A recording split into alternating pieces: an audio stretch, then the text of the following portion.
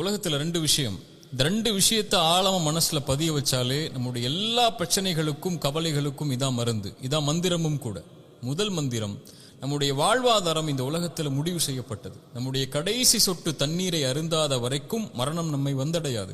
நம்முடைய வாழ்வாதாரத்திலிருந்து ஒரு ரூபாய் யாரும் எடுத்துடவும் முடியாது, ஒரு ரூபாய் யாரும் கொடுத்துடவும் முடியாது.